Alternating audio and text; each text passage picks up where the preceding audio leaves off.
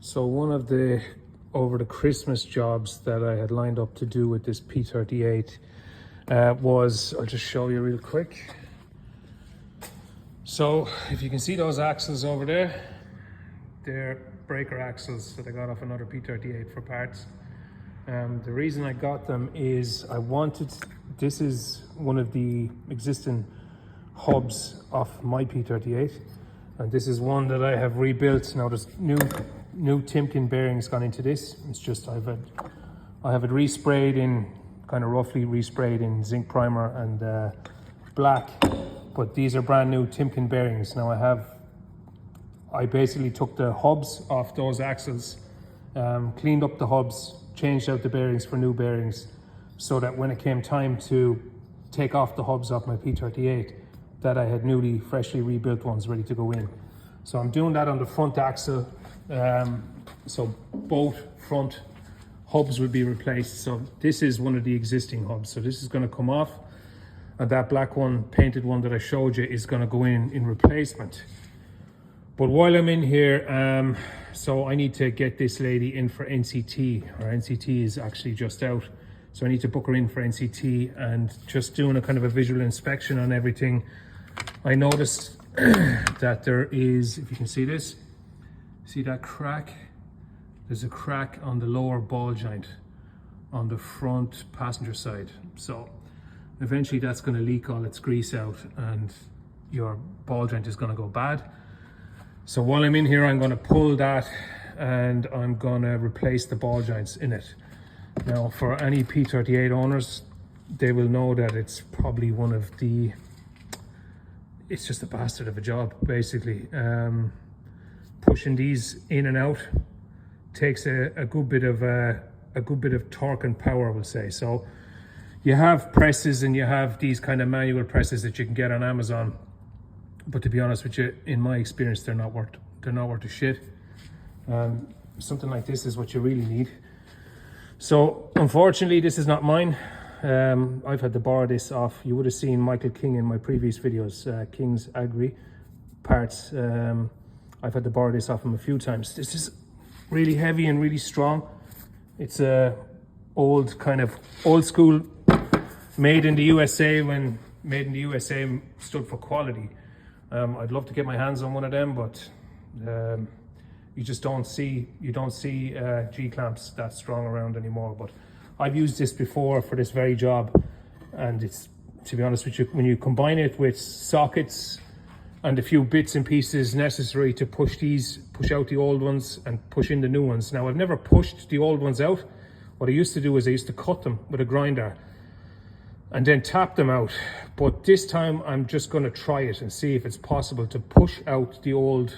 Once I release this section here, get a socket on here, a socket that's narrow enough to push up on this ball joint. I'm going to do the two of them while I'm at it. So see if I can push that up and out. If it works, it works. If it can't, or if it doesn't work, I'll take the grinder to it as a last resort. But so I'm going to change that one. I'm going to change this one. We're going to change out that hub. There's nothing wrong with the hub, but we have a couple of long journeys planned. So I already have one of the rear hubs done. This would be the two front hubs done. Or when I say hubs, the wheel bearings in the hubs. All replaced with Timken bearings, and then I'll just have one more to replace out. It's just, I'd hate to be stuck on the side of the road halfway down through Africa or in our April trip somewhere over in Italy and have a wheel bearing start screaming. So it's preventative maintenance, maybe a little bit excessive preventative maintenance, but it is what it is. So we're going to get stuck into that and see how we get on. So this is your steering rods, front and back, disconnected. With all your ancillary little bits disconnected. There's 4 bolts that hold that hub on. Just 2 at the top there and just 2 at the base. So they're disconnected. You can see I've split it a little bit, just gently tapped it, and it's already starting to split, which is a good sign. So this hub will come out. I have the inside lock nut taken off also. So this hub should pull out. It'll tap out from here, and that'll give me access to my half shaft.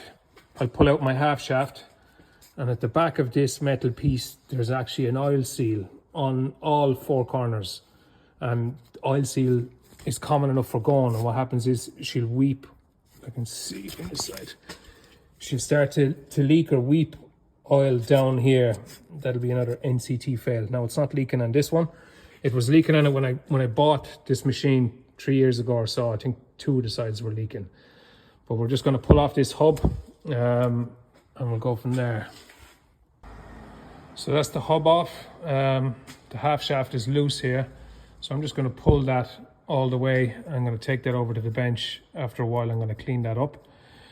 These are the points that your ABS sensor, when your ABS sensor comes in through the side of the hub, these are the marks that your ABS sensor picks up. So I'm going to clean all this up. I'm just going to inspect the splines on the inside of this half shaft because I have spare half shafts, and if the spare is better than this one, I'll put in the spare, but I think this one is probably good enough. So these can be a bit of a pain in the arse to get off. Usually it's the top one that frees itself, and it's the bottom one. Bottom one is actually, it's a bigger ball joint than the one at the top.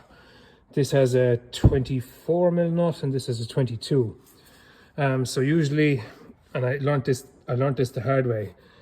When I take the 2 nuts off, I've done this in the past, and I think it was the first time I ever took one of these off a P38. I had the 2 nuts off, I was breaking it at the base, and as it fell free, this part, somehow my finger ended up in here. This part hit my finger and I ended up losing my fingernail over it. So usually what I'll do is take off the 2 nuts and then put this one back on, just a couple of threads, so that when it breaks free, that it's hanging on this and you don't end up losing a fingernail or whatever. This is what I use. You can use a tuna fork. I tried the tuna fork on this. I wasn't having any success. This is just your kind of general run-of-the-mill ball joint splitter. So that went in here at the back and underneath on the tip of the ball joint there, and just coax it until it pops free. So that's that part off. And that's why they're a bastard. Don't ask. But it takes a sizable amount of pressure to push that out of its seat. So the grinder had to come out, but that's it out anyway. So that's the ball joint installed, the new length order ball joint installed. You kind of do need a second set of hands for this. So my cousin Paddy helped me out with this. So that's the bottom one done. On further inspection on the top one, I actually went back through videos and stuff, pictures I had taken a while ago. I've actually replaced this already. You can see on the top of it, it's length order. I kind of replaced everything with length order. The ball joint that came off it was SKF. I don't think there was necessarily anything wrong with the ball joint that came off of it, except for the fact that the rubber was torn. So being the way it is, being the way that it's downward facing, it would have lost its grease eventually, and it would have failed. So I'm happy enough. There's a bit of movement in that one at the top. I'm happy enough to leave that the way it is. I have a new seal put in here. As soon as we have the half shaft taken out, put in a new seal. So I'm going to start putting her back together now, and I'm going to put in the replacement hub. Okay, so that's the replacement hub in with the new Timken bearing. Just putting the last few pieces back together now. Quite happy with that. Didn't take all day, which is nice.